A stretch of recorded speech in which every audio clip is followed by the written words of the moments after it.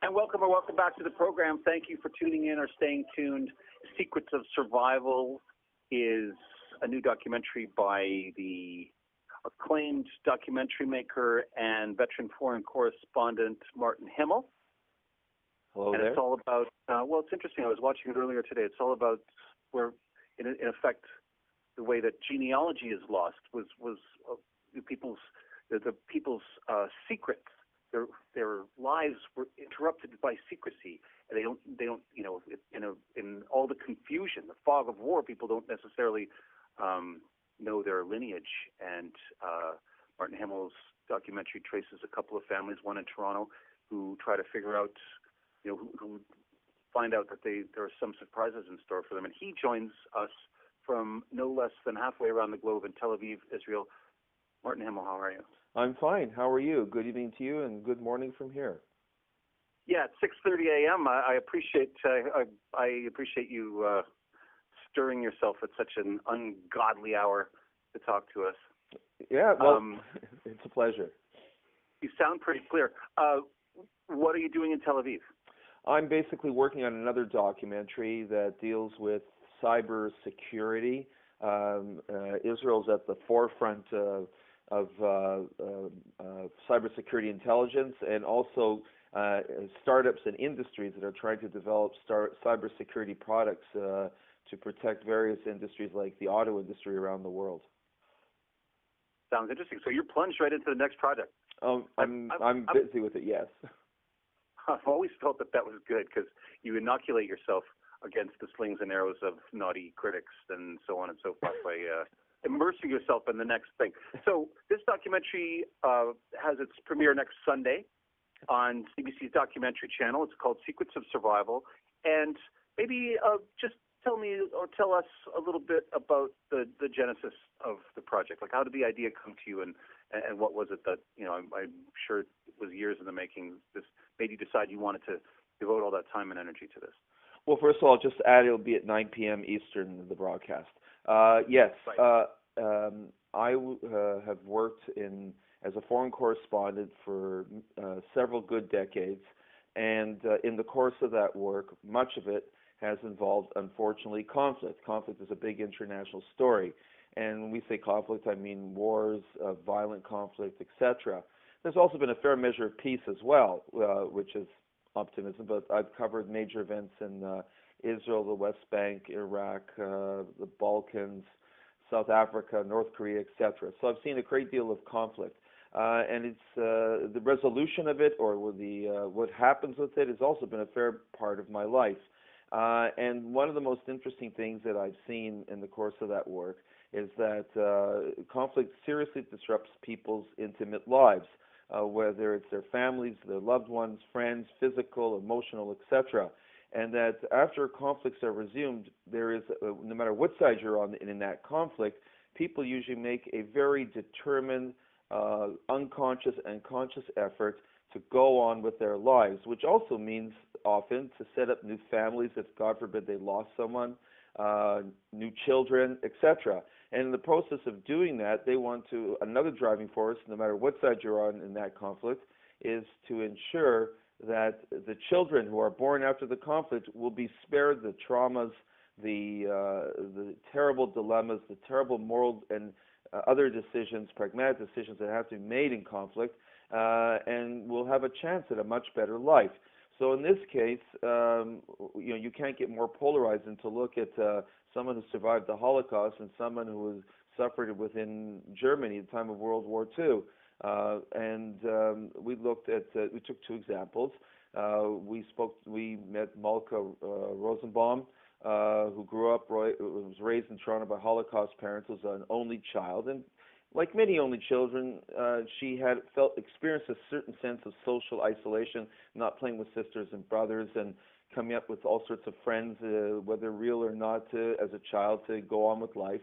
And being an only child was a big deal until she discovered from her mother in her early 20s that, lo and behold, she wasn't an only child, that before her there was a sister called Esther that was born while her parents were hiding in trying to stay alive in Poland under German occupation.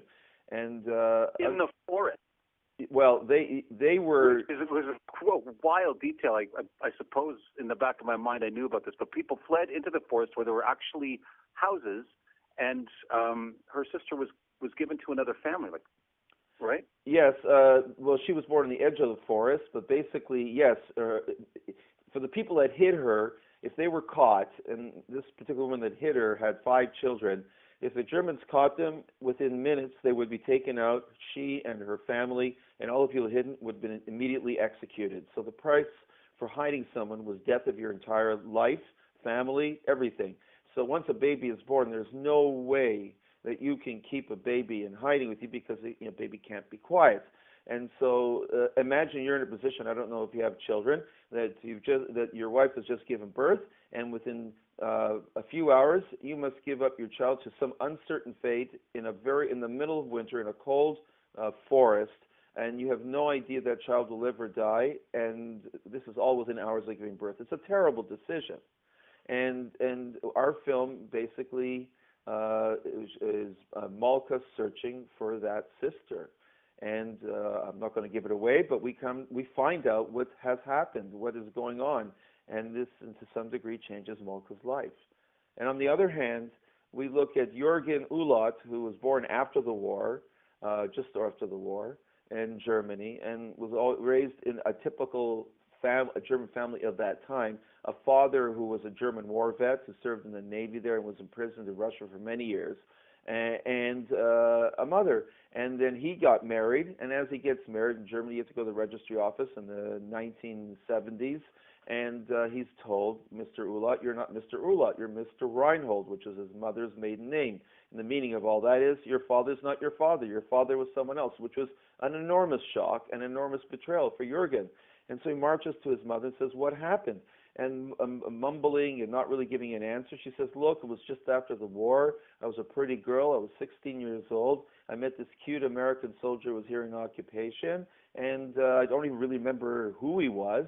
It was like a one-night sort of stand, and you were the result, and I thought that maybe you knew. Well, obviously he didn't know, and that changed his life completely. We follow his real compelling need to find out who is his father, what was his father, because Jürgen always felt as an outsider in his world, and he wonders if one of the reasons he felt as an outsider was because of his father, and that search took him almost 50 years, and it also changes his life when we see what has happened.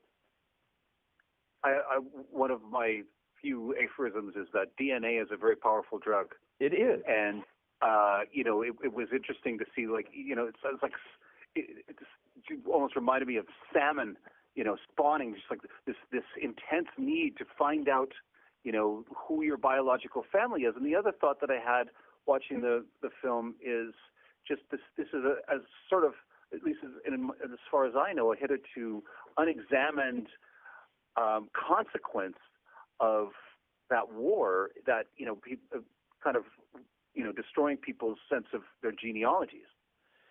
And I thought it was very interesting. How did you come across Malka and Jürgen? Was it just part of your research, or did you know them?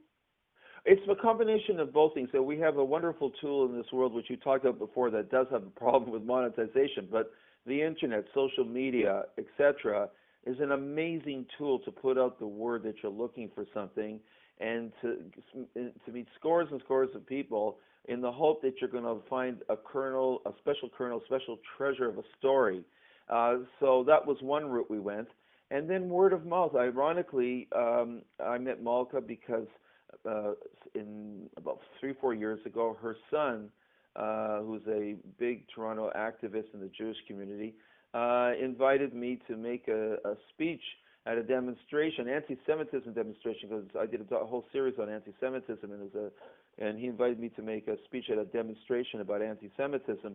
And then about 4, 5, 6 months later, I passed the word out that I'm looking for people who might know someone who came from the Holocaust or second-generation Holocaust that would have discovered something, a secret about their family. And he said, well, guess what? It's right in my family. My mother found out she had a sister and doesn't know whatever happened to that sister. And that's how it started. And then I met Malka and a few other people, and it rolled from there. And when I started this search, I had no idea that we would ever really find out what really happened, because it's extremely hard to do that. That's not a simple thing to do. In many, many cases, in the vast majority of cases, you don't find out anything. This was 70 years ago. Many of the people who knew things had died, but we did manage to find out what happened. Well, it's a tremendous film. It airs on CBC's documentary channel this coming Sunday, right in time for Passover, April 9th at 9 p.m. Eastern. And Martin Himel is the director. Thank you for coming on the program. My pleasure. Thank you. Secrets of Survival, it's called.